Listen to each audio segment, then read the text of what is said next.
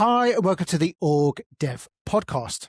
So what if the problem isn't your organization, but the way you're trying to understand it? What if the world you're leading in isn't something to simplify or control, but something to work with as it really is? It's messy, it's fast moving and unpredictable. Now, this is a special episode for Dan and I. This is our 100th episode of the OrgDev Podcast. Who knew we would get to this point? So it's just been the most amazing last couple of years. And we've had the privilege of speaking to practitioners, thinkers, and leaders from all over the world, people shaping how organizations work in practice. And it felt important to mark this moment with a conversation with a leading global voice in our field. So we're absolutely delighted to be joined by Glenda Eoyang. Glenda is the founder of Human Systems Dynamics. She founded the field of Human Systems Dynamics along with Royce Holiday, and she established the Human Systems Dynamics Institute. Glenda's work has shaped how many of us think about organizations, not as things to control or fix, but as systems we need to understand, influence, and work within. She's certified over 1,500 HSD professional associates and worked across the globe sharing the work of HSD to help people take the next steps as they deal with wicked issues of all sorts. And now the HSD Institute has now evolved into a more distributed global ecosystem of communities and has dedicated her career to helping leaders understand and influence the systems that refuse to sit still. She also holds a Doctor of Philosophy in Human Systems Dynamics from the Union Institute and University. And Glenda joins us very early in the morning from Minnesota. So thank you so much for joining us today, Glenda. You're welcome. Thank you. I'm very happy and to celebrate your 100th.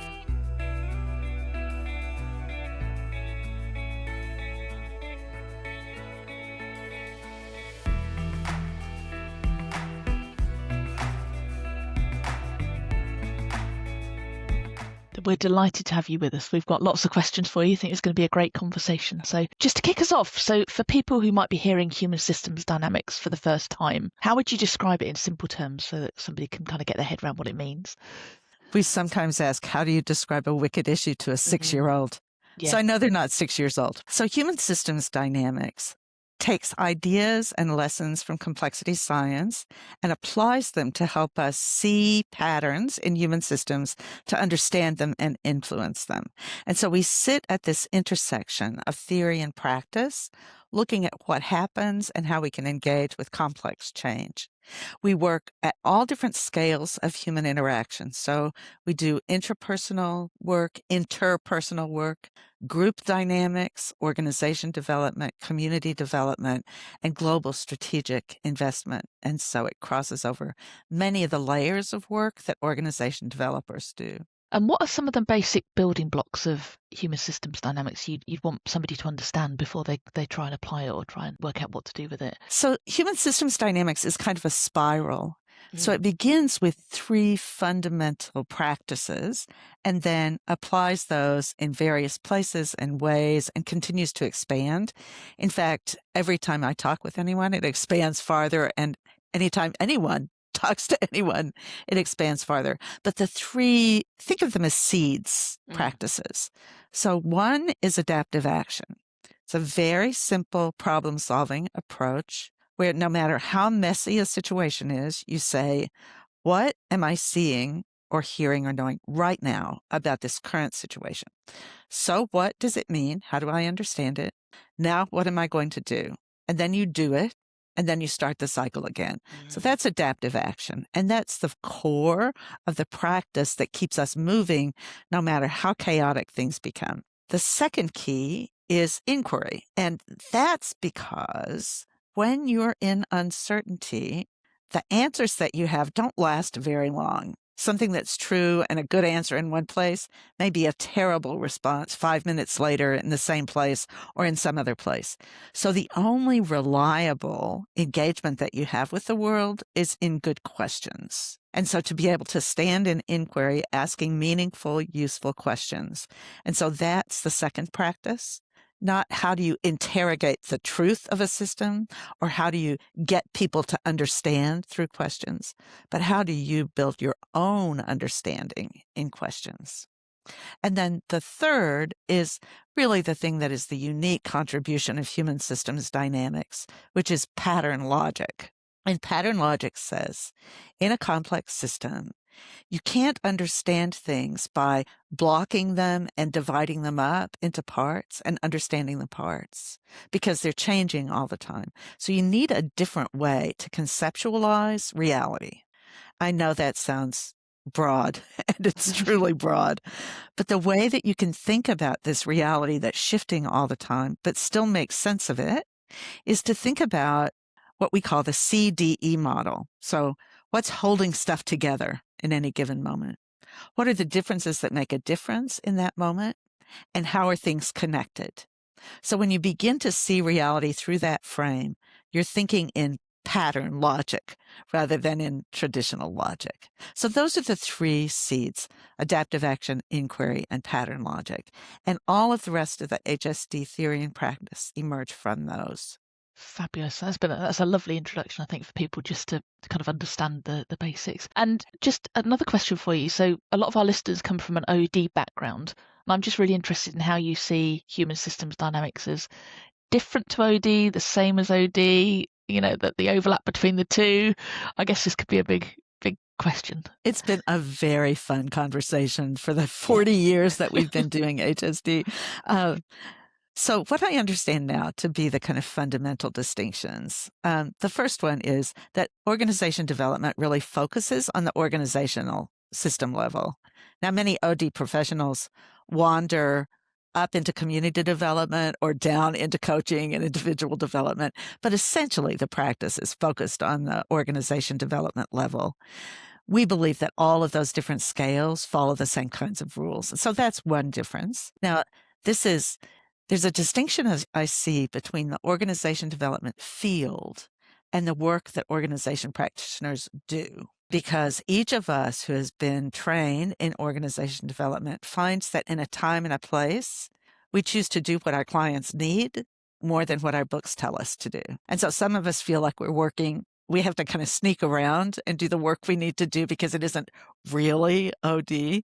You may have sensed that as well. So when I say it's different from OD, I'm talking about the OD theory base, because I think through a process of trial and error and adaptation, many organization development practitioners do HSD practices, but they just don't have names for them yet. So that's one thing, is the scale, the intentional scale. The second thing is, in general, organizational development practitioners start with a diagnosis. So you come in, you collect data, you try to see what the pattern is and what it should be. And we believe that we cannot possibly tell what it should be, that the only people who know what it should be are the people inside it. And so our job is not to diagnose and prescribe. Our job is to hold the conversation so that the people inside the system can do their own adaptive actions. We don't even ask them to diagnose, except what are they seeing now? So what, now what? And so we help them hold that evolutionary adaptive process. So the first difference is the scale, the level. The second difference is the diagnostic versus engagement approach. So in the engagement approach, what we say is it's not just we who shouldn't diagnose, but we don't invite our clients to diagnose more than just what is it now, so what, next what, for the next step. Because when a system is moving so quickly, your diagnosis may not last very long. And the assumptions that you make to hold a diagnosis may distort more than clarify what is happening in the world. So that's the second distinction. The third one is, and this is the last one, is that HSD professionals work in all different disciplines and in all different roles. So education, healthcare, government, foundations, private industry of all kinds, in all places, in all roles. Some people are frontline supervisors. Some are individual practitioners. Some people are executives of multinational corporations. Some of them are supportive consulting roles, and that the HSD practice gets embedded in whatever the task is and can be practiced by anyone, anywhere, as opposed to thinking about the OD specialty as a special place in an organization. It becomes a set of skills that belong to anyone who's facing complex issues. So those are the three primary distinctions. So, Glenda, that's absolutely fascinating. And I guess so one of the big things there is the stance that you take when you're in an organization is somewhat different, isn't it? So we shouldn't know what it should be, but you're kind of building, is it adaptive capacity in an organization? So it's the ability of individuals to do that. How is that for leaders that might be wanting something that might simplify things? You're not giving out easy answers here, are you? Right. So this is quite interesting because there's a whole, in addition to saying how we're different from OD, there are other people who ask, how are you different from other complexity approaches? Because there are now many complexity approaches to organizations. And the ways that we're different from them, there are also three ways, but one of them is we look for what's simple. So many approaches to complexity are very complicated, hard to understand, difficult theoretical, not practically applicable. But HSD strives to be very simple.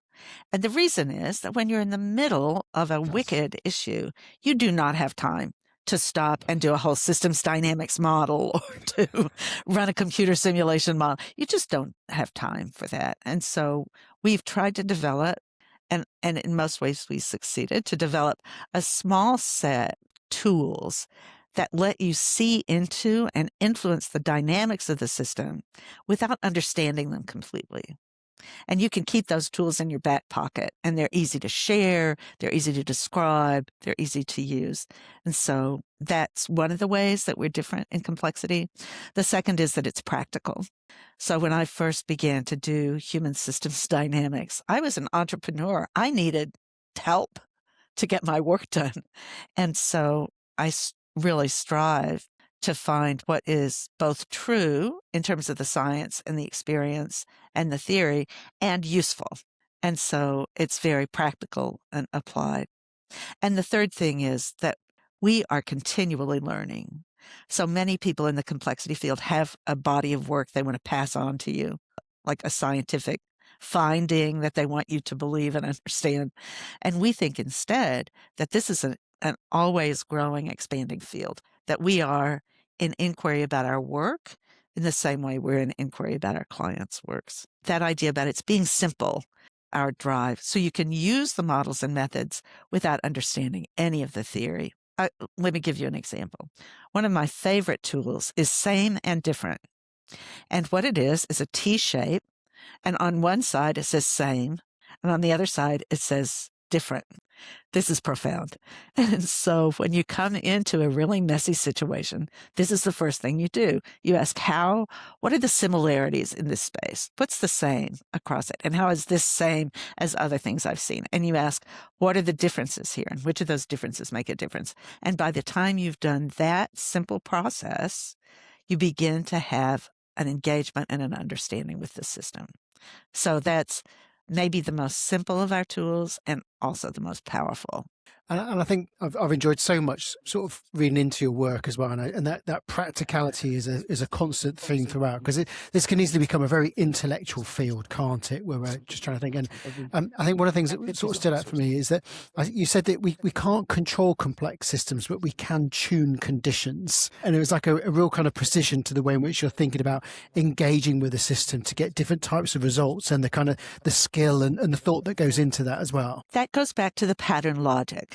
So those three conditions, and we think about them as conditions in the system, because even if we're not looking at it, something is holding the system together, keeping it just from totally dissipating. Something is shaping the pattern with difference. There's some difference there that's causing it to have friction or tension or possibility. And there's something flowing in the system. And those are the conditions that let us see the pattern. We call what's holding it together, we call that the container. That's the C. The difference that makes a difference, the tension that's held in the system, is the D. And whatever is flowing is the E. So there are lots of examples. If you think about a team, so the container may be its goal, maybe its membership list, maybe the place or the time where it meets. All of those things are things that hold it together. The team leader, the organizational structure. Anyway, all of those things are holding it together. Those are the C's. And the D's may be expertise or experience or power or access or history are the differences that are going to shape the work of that team. And the exchanges are, how do they connect with each other? Emails and meetings and virtual meetings. And those are the conditions that establish how that team is going to function. Now, if the team is not functioning well, it's because one of those is not fit for function. Either the container is too big or too small for the team to get its work done, or there are too many differences and the system is just running around trying to figure out how to land, or there are too few differences and it sticks because it can't go anywhere because there's not enough energy to move it, or the exchanges are not functional. People aren't speaking and listening to each other. Now, this is another distinction with OD, which sometimes comes up, and that is that most OD interventions focus on the exchange part of the pattern, that dialogue is establishing an exchange, that many of the approaches are about exchange. But what I found as a budding OD practitioner was there were lots of times when we would build wonderful exchanges, but the system wouldn't change. That we would have a great time in a conversation, or we'd lead a dialogue, but the system, we'd go away and we'd feel great, but the system wouldn't change. And so often it's in the differences that make a difference, or the containers that are privileged. That's where the system is stuck. And so unless your dialogue is about those things, then you may feel better, but the system doesn't. So you were talking there about difference, and that was one of the things I think when we had the pre-meet, you said that the idea that difference is where the energy lives in the system. So just wanted to explore that a little bit more, that often when we talk to other leaders or even practitioners, the kind of difference is seen as something to smooth over or kind of, get rid of it or dissipate it. How does human systems dynamics look at that differently? How do you look at difference differently? This was one of the things that really concerned me really early. Much of the early work I did with human systems dynamics, I was a facilitator, and I'd do the theory and then I'd practice in the room, and then I'd do theory and come back to practice. And one of the things that I realized was that if I walked into a room and everyone either was or pretended to be in agreement, the meeting would just accomplish nothing. And if there were differences that they had talked about for a long time and they had separate opinions that they just were not going to move from, the meeting wouldn't move anywhere. But that if there were differences that were important but weren't yet locked in, then we could have a good conversation. And often my role as facilitator was to find that magic mix of differences that made a difference but that were still movable. And so I began to think about the energy of that group as lying in those differences. And so that's really quite different from an OD perspective, where walking into a room, what you want to find is the common ground. And common ground isn't bad. If you don't have any, then you can't even function with the differences. The system can't settle at all. But once you find a similarity that holds the system together, and then to find the energy in which differences to focus on, then the group can move forward with some intention. The other thing is to assume that differences should be destroyed, that you should resolve them. Either you should choose or you should find some third way, but that in order to move forward, you have to be the same. And what we say is no, because there's some differences that are not and should not be resolved. Johnston's work in polarity management touches on this idea. But the idea that there are some differences, like tradition and innovation, let's play with that one. So often you go into an organization and it's stuck because some of its parts or some of its people are trying to innovate, and other parts and other people are trying to hold on to tradition. This is the way we've always done it, and these are the things we know work. And that tension between the two can get the organization stuck. But if you say not either or even both and, because we know really we can think about both and, but we can't really do both at the same moment. But we say instead which one, how much, and when.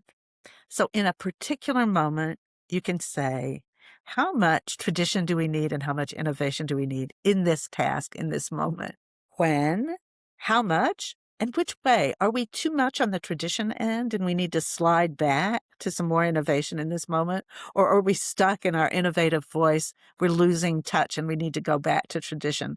So our job is then to navigate between those differences, moving sometimes one way, sometimes the other way, constantly in adaptive action. What's the current situation? So what? Now what? And so difference then becomes your kind of map for choice making and decision making, not an enemy of it.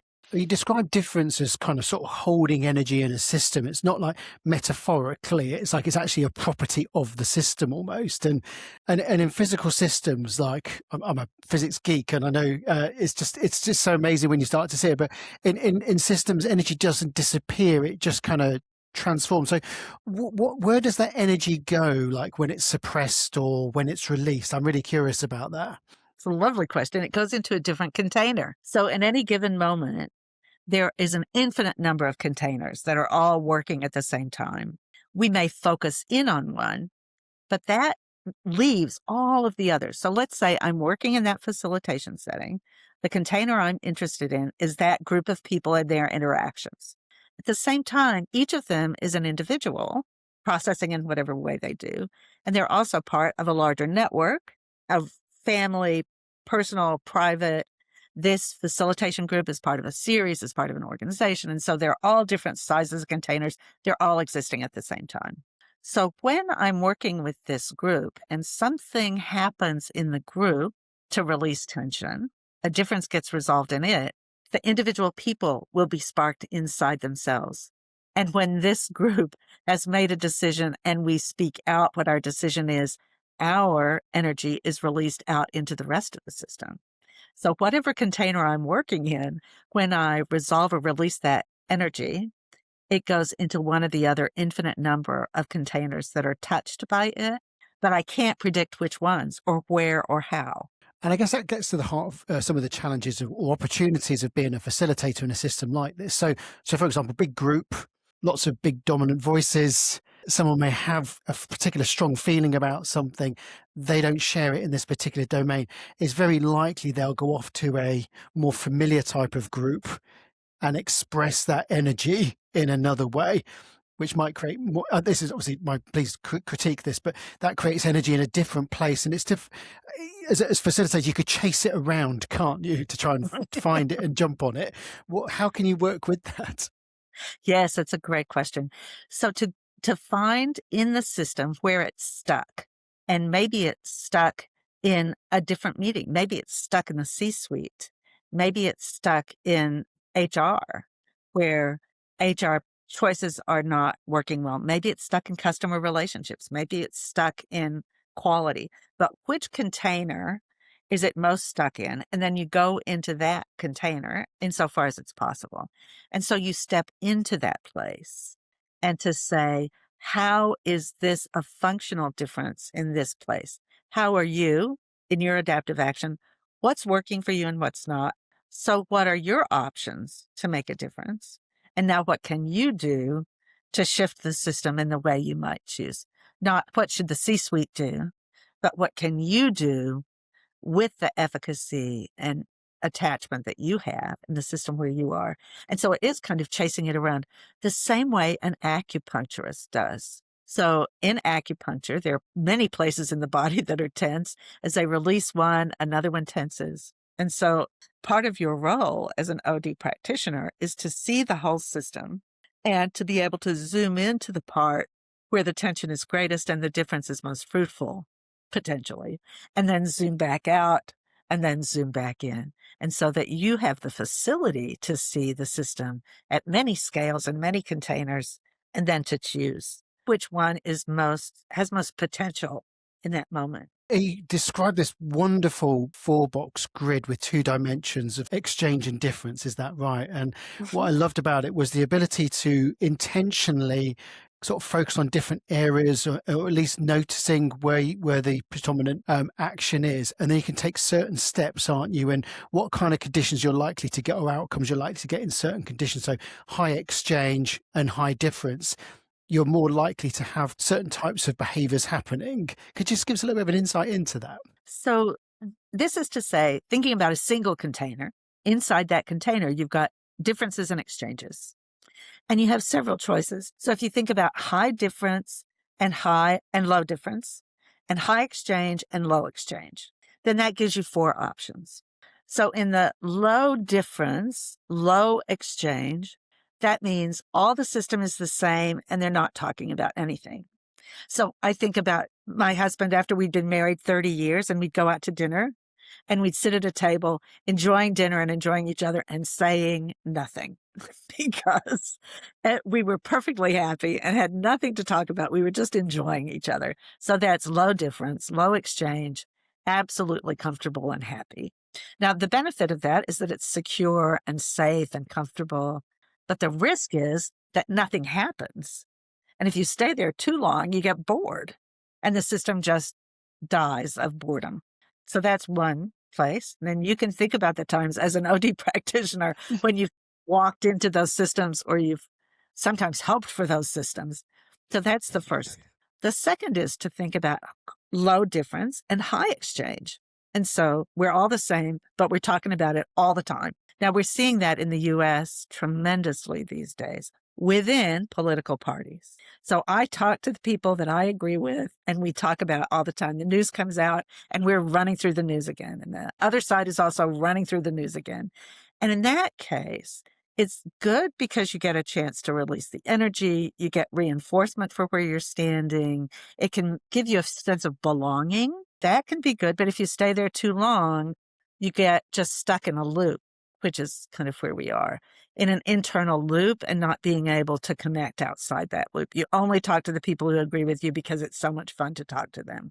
And that's often in the parking lot conversations that you're talking about. When you're with people that are not like you, you don't talk. But when you're with people who are like you, you talk a lot. So then there is the possibility of high difference and low exchange. So this is the place where there are people who really disagree, but they are not talking at all about something. And as an extrovert, I think that's a bad place to be always. But I can tell you for sure that introverts like it because it's their safe space. It's the space where they go inside, are thinking about what they need and want to do. They don't want to deal with the external container in that moment. It's a place where they can be separate and safe in the things that they think. But if you stay there for too long, then the system is stuck. The energy builds up and builds up until it explodes. So you're familiar, you know how that feels. Even as I describe them, I have the sense in my belly about how it feels to be in that system. I hope you do too. And just a trigger warning for those watching at home. That's right. And then the fourth one, which is high difference and high exchange. So that's where learning happens. That's what you establish in your podcast. That's why you're having 100 of them, is that every time you start a podcast, you find that space where there's an important difference and you establish an exchange that's rich and full. So learning, excitement, growth happens there.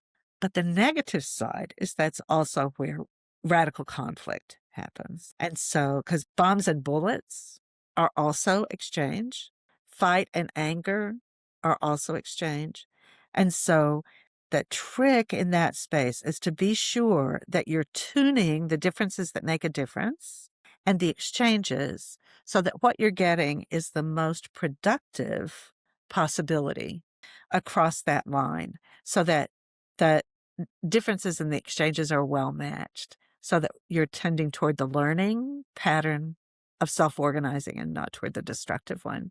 It's called the difference matrix, and it was the very first HSD model that I developed to help myself think about facilitated situations and organizational patterns as well. Are there kind of conditions that, particularly thinking about an organization lens, because that's where we work, are there conditions that make organizations more receptive to working with human system dynamics? Are there things that need to be in place to make it something that's more likely to work or take hold? Oh, that's a fabulous question. Fabulous question.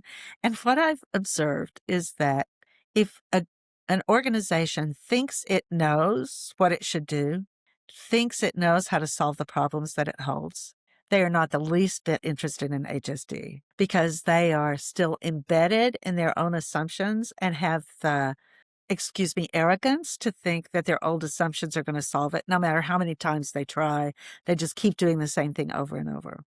But if an organization, or for that matter, an individual in an organization, recognizes that what they're doing is not solving and will not solve the problem, when they get convinced of that, then they raise their heads out of their list of assumptions and really start to ask, what is an alternative path? And those are the clients that I look for. Sometimes I say my clients are the desperate ones. Well, they've tried everything else and they've like, tried everything else and they're willing to take the risk of something else.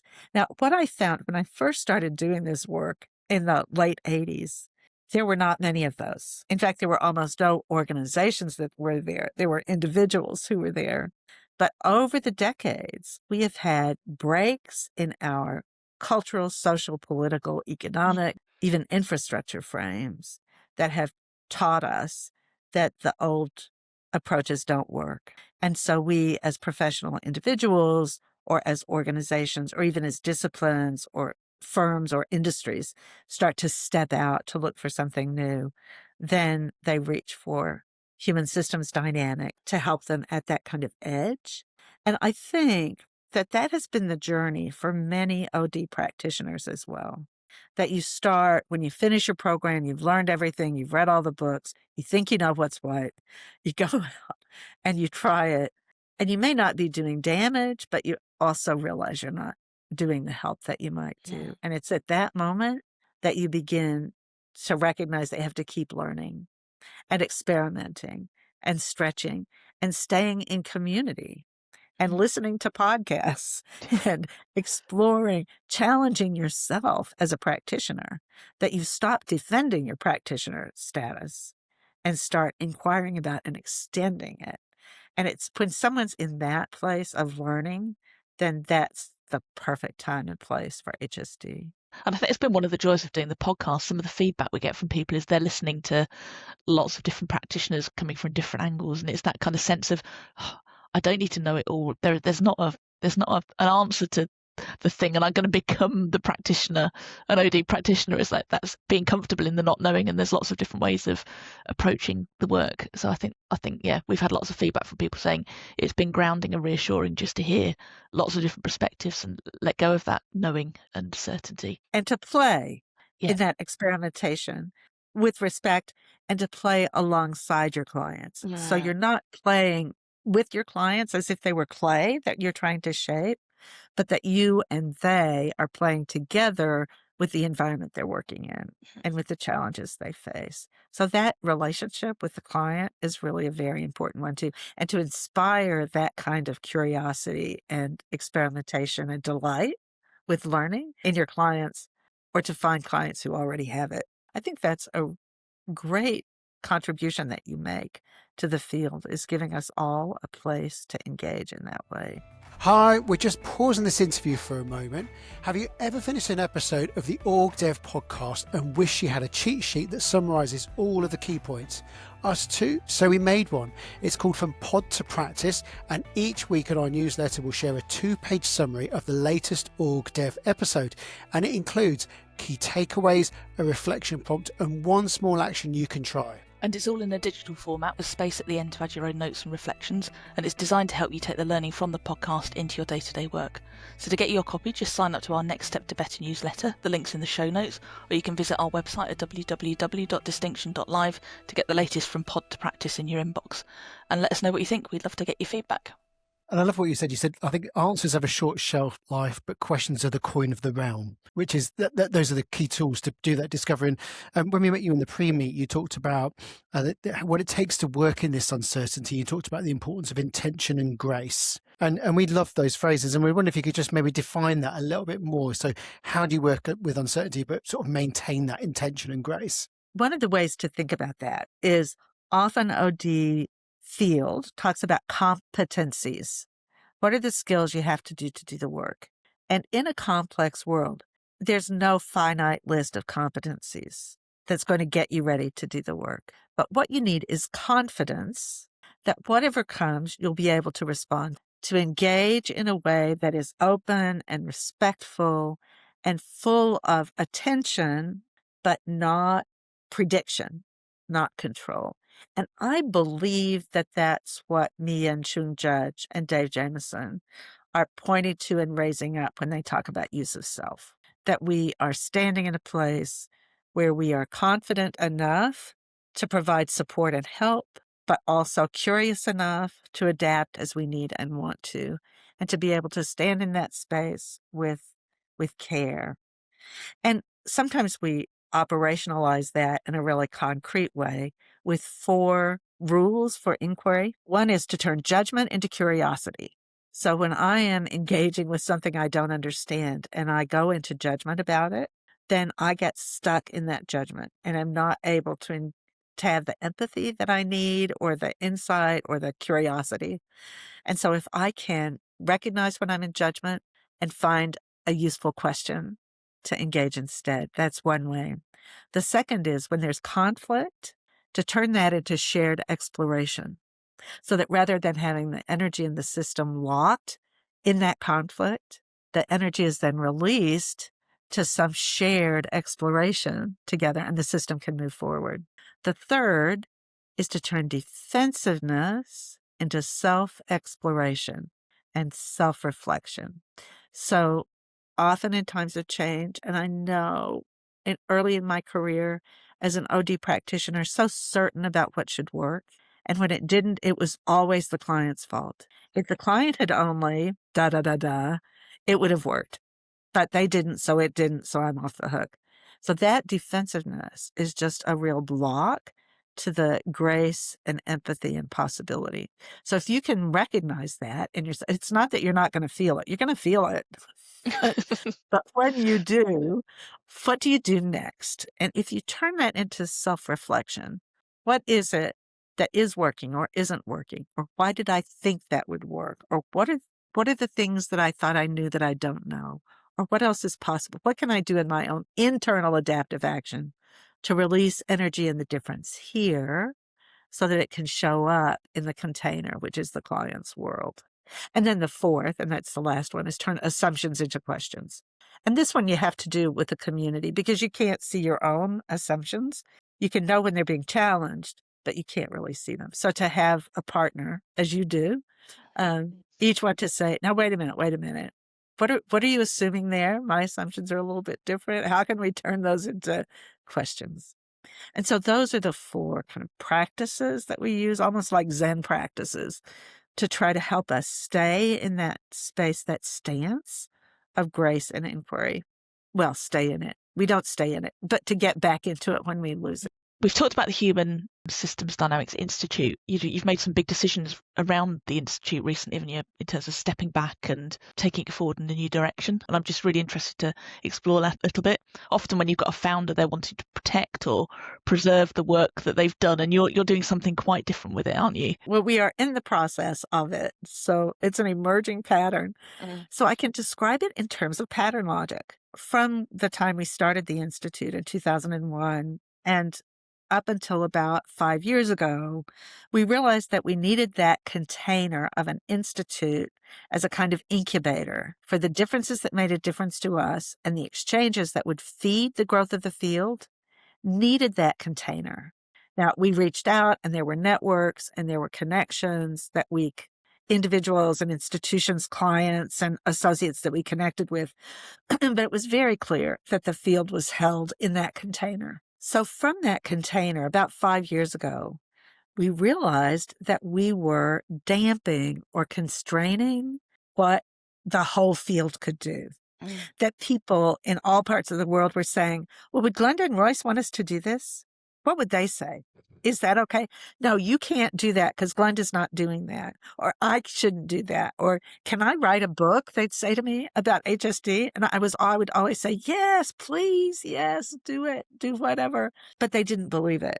And so I realized that the container that had allowed the growth early was stressing and constraining the growth later. So it was really clear we needed to let go. Besides that, I'm ready to retire, and so is Royce. And we want it to sustain, and we didn't think anybody else would be allowed to hold that container for the whole, that pattern was just so solidly with us. So for the first year, we talked with associates who were close in about what they needed to sustain their work, what would work for them on the long term to sustain their work in human systems dynamics, wanting to have it continue to be identifiable as HSD, but also to be flexible over time so that it would change as the world changed. And so as we talked with them, we began to realize that there were three things they needed. They needed a container, which was a library of materials. And so we have online, everything Royce and I ever wrote is online, free access, on the web, accessible. And associates said they really needed to have that place where the body of work was held. And so that's there. The second thing they needed was a way to capture the differences, to engage with the differences one person to another person to another person, so that all those diverse associates needed to be able to learn from each other. If I know something and I want to share it, I need to know somebody who needs it. Or if I have a question, I need to access to someone who knows something I don't know. So they needed a way to find each other. And so we call that the plaza. And then the third thing was we needed some way to have an exchange of financial resources so that the plaza and the library could continue to be supported. We called that the bank. And so those three very thin infrastructures, they're all very low cost or free platforms, that those would establish whatever infrastructure the field would need going forward. There were clusters of all different kinds of associates around the world. Some of those were businesses, for-profit consulting firms. Some of them were individuals, some academics, some groups of practitioners inside organizations, all different configurations of people. And each of those we called a community. And each of them, we hope, continues to generate things that feed others and to absorb things that come from others. That's why we use the metaphor of an ecosystem, where no species are the same in the ecosystem, and yet they support each other's continuing existence and growth. And so that's the way we think about this group of, cluster of, open system of people who are interested in HSD. Now, 1,500 of them are certified, that we have trained in the field, but there's an unknown number of people like you who are part of that ecosystem and exchange through things like the podcast. And so we have no idea how many communities there are in this ecosystem, but we do know that it continues to feed itself. And there are two things that hold that whole diverse, massively entangled, large global system to give it identity. And those two things are special kinds of containers so that you know if you're in it or not in it. And those are the vision statement and the simple rules. And the vision statement is not just something we want to create in the future. The vision is the pattern that we generate or strive to generate every moment in every place. I would hope that we've together generated it today. So it is people everywhere thrive because we see patterns clearly, we seek to understand, and we act with courage to transform turbulence and uncertainty into possibility for all. So every community, every individual in the world who focuses their energy on that, creating that in every moment, they are part of this ecosystem. Brilliant. And the second are the simple rules. The vision gives us a very strong container that brings us together. But we know that a complex system needs two things. It needs coherence as a whole, but it also needs individual freedom. So each of the people in that whole ecosystem needs to be able to do what they do at the time and place that they do. So they need to be locally free, but they also need to be part of a coherent whole. So this is a challenge in every complex system. And one branch of complexity science says that the way that that happens is that if every single entity is following the same set of simple rules, then a coherent whole will emerge. So the paradigm for this is a flock of birds. So all the birds, each one of them is by themselves. Nothing is telling them what to do. And yet you see a murmuration of the lovely starlings in the Lake District. How does that happen? Well, computer simulation models say it happens because each bird is following 3 rules. Fly toward the center, match the speed of your neighbor, and don't run into anybody. So sometimes when I'm with a group, we'll go outside and we'll follow those 3 rules and see how we, as a cluster of people, flock like birds. But so we realized if we were to have both the local freedom and the global coherence, we would need simple rules in HSD. And so these are they. The first one is stand in inquiry, which you can see clearly how that ties into the work. Mm-hmm. The second is find the energy in difference, which we've also talked about today, and that's the place where, like an acupuncture needle, you intervene. Zoom in and zoom out, which allows us to zoom into ourselves and very careful self-reflection and zoom out to the globe and zoom into concern about another individual. And so that there's a flexibility. It's not just, are you on the dance floor in the balcony? It's that there are an infinite number of scales where you need to stand and you need to be conscious of how you're moving from one to another every instant. That's zoom in and zoom out. Search for what's true and useful. And that's the theory, practice, praxis space. So that everything we do, we're asking ourselves, is this useful in this moment? And is it true? Because it's not always both. So we look for both. The next is connect with stories and impacts, so that when we come together, we're not just talking about theoretical this and that, and we're not just arguing about what is or bragging about who's smartest. Our engagements are about what are the stories of the exchanges and the work that you're having in the world, and what's the impact that you're having. And that's the connection that really brings us together in a productive conversation, so that we don't who's the smartest in the room is never a question in HSD. And not just because I'm in the room, but because it's not the question. I'm not even asking that question. And the last rule is celebrate life. That's so brilliant. that it's really easy in a complex system to feel exhausted and overwhelmed and frustrated and angry. And to be able to stand in that inquiry with celebrating life is part of that grace. And it's one of the great lessons that we learned from the Yunchun judge is how to celebrate life. Oh my goodness, that woman knew how. And so those are the simple rules. And so when and wherever we go, we follow those. And when we find ourselves falling off them, we invite ourselves back into them, each other. And so that there's a kind of accountability in this ecosystem to that identity. So the vision and the simple rules are the heart, the beating heart of HSD, and the tree limbs and mycelium network grows from that. And how easy was it to come up with your simple rules? Because there's simple rules, they sound beautiful when you articulate them. But what's the process of arriving at those as your simple rules? Well, that's a great question. And one of the things that we teach people in the certification is how to help any group find their simple rules. As we were doing it, well, there are 2 times. One is if you're starting from something from scratch and you have a lot of freedom, then you say, what's the pattern we want to create in the future? And what would be the conditions that would create that? And what are the behaviors? Because simple rules have to start with verbs. They're behaviors. They're not beliefs. They're behaviors. So if we were doing this, we would create that pattern which moves toward our vision.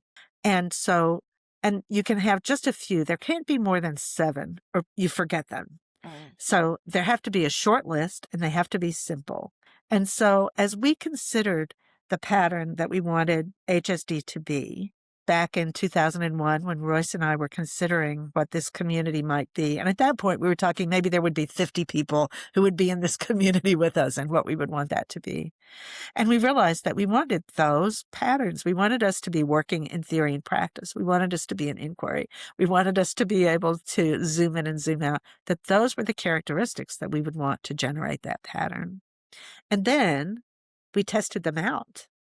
We made a list and we tried them. And we asked other people how they worked and we saw what happened and we've changed them over time. So you are continually doing adaptive action on the rules themselves because as you change and the system changes, the rules need to.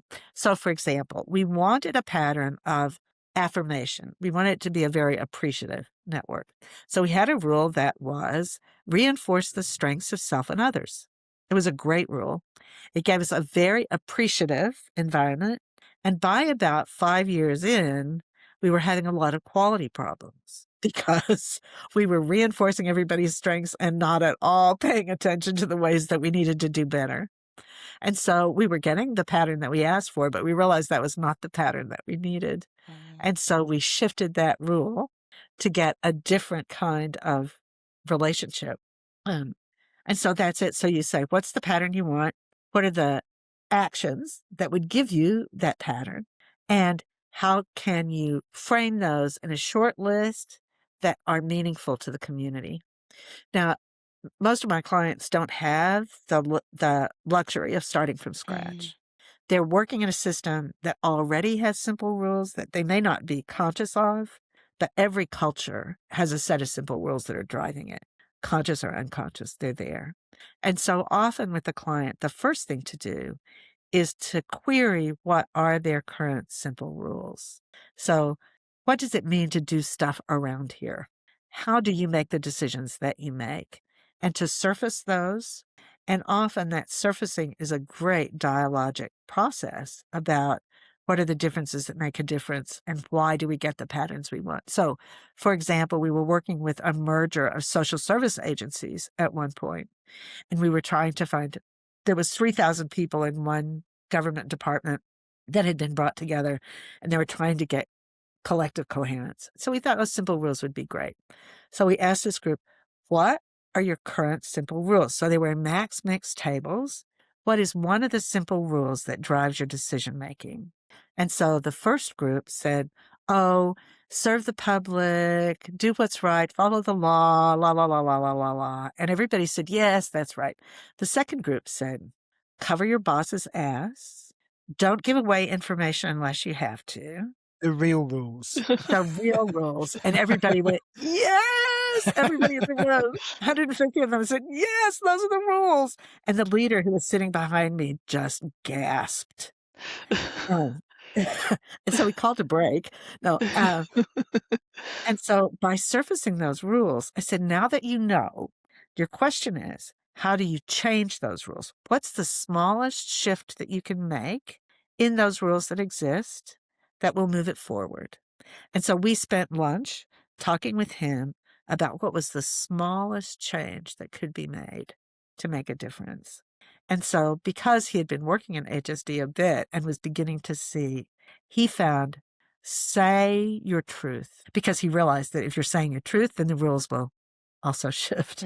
And so when we came back, we said, okay, all of those other rules, they're embedded in the culture in so many ways, and it's not going to be easy to change them.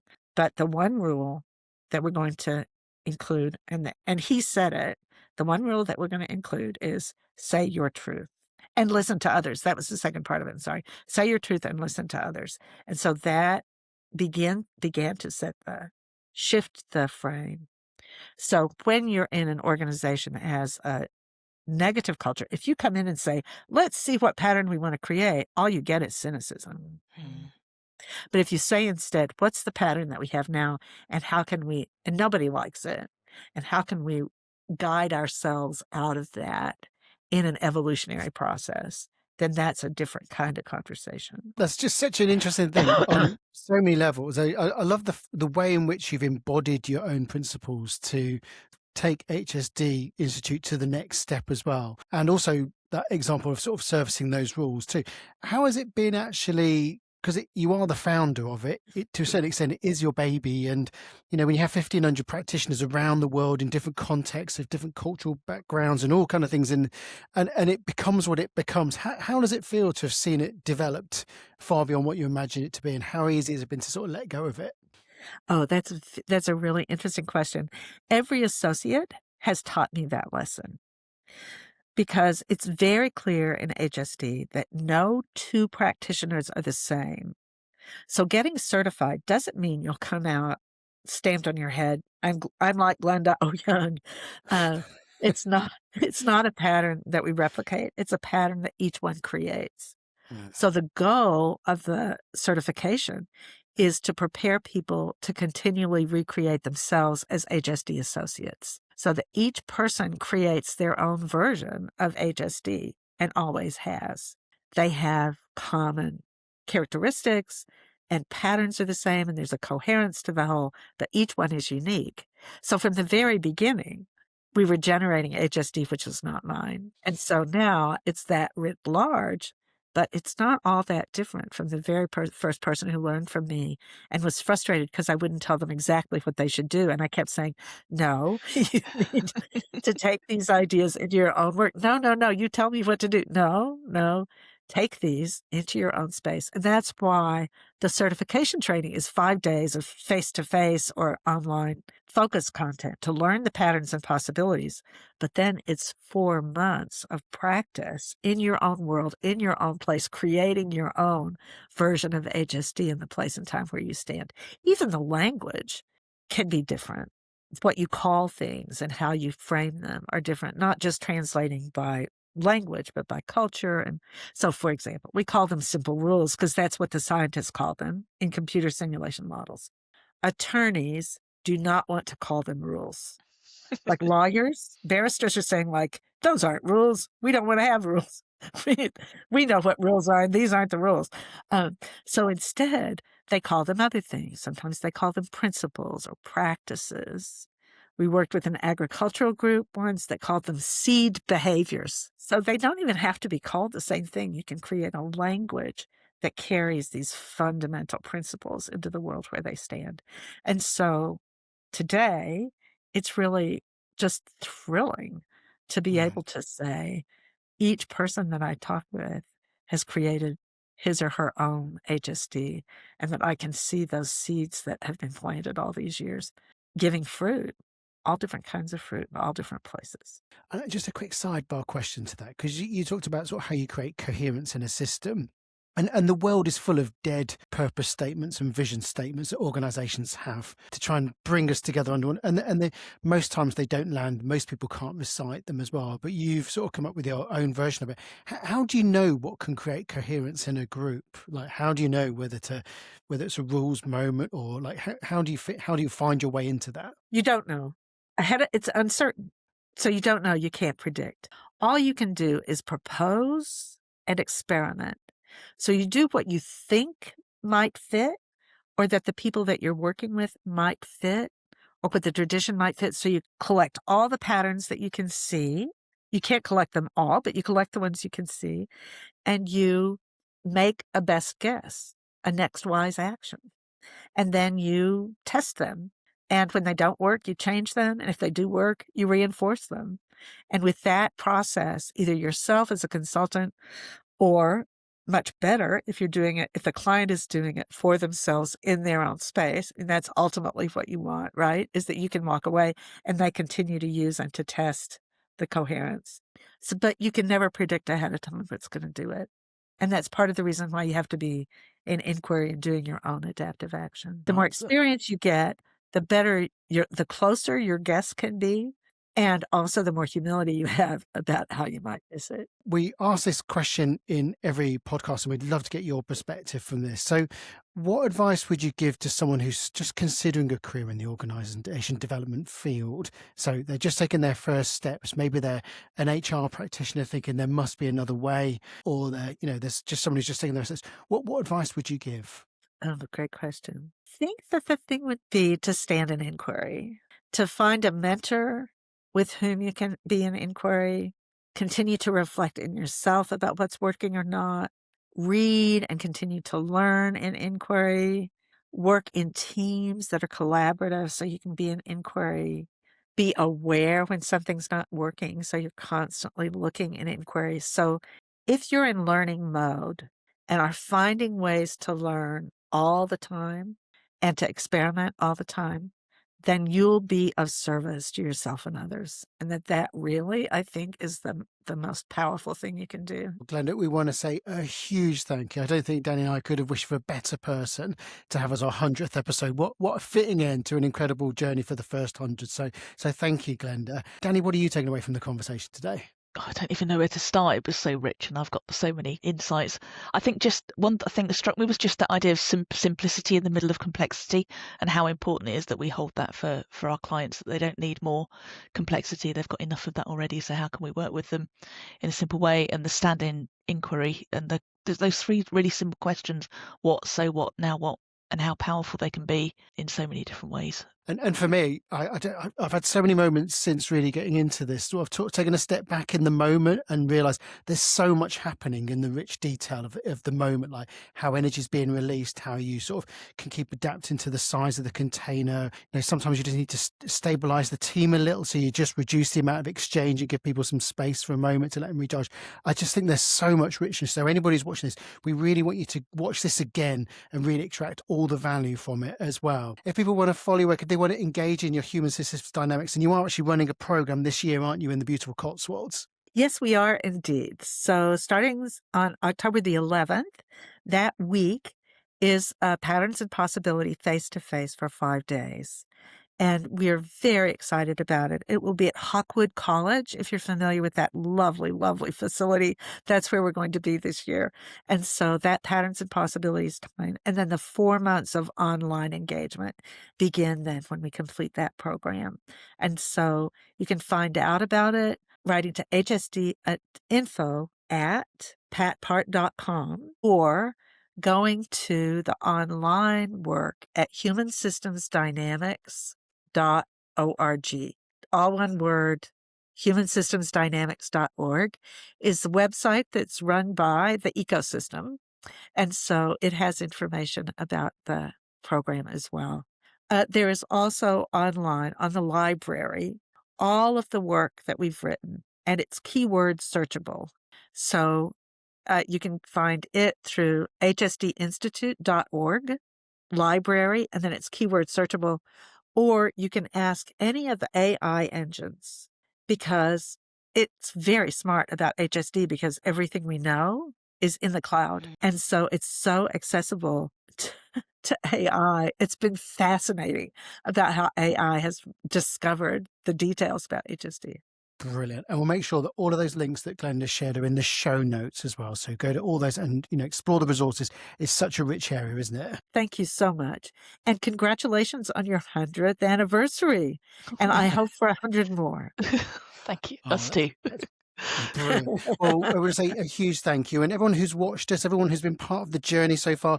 Danny, how many countries are we in now? 112. Last count. Countries. Yeah. And it just shows the breadth of appetite and need for the field as well. And that's because of brilliant thinkers like Glenda that's just so generous with their experience and insights as well. So we want to thank all of the audience.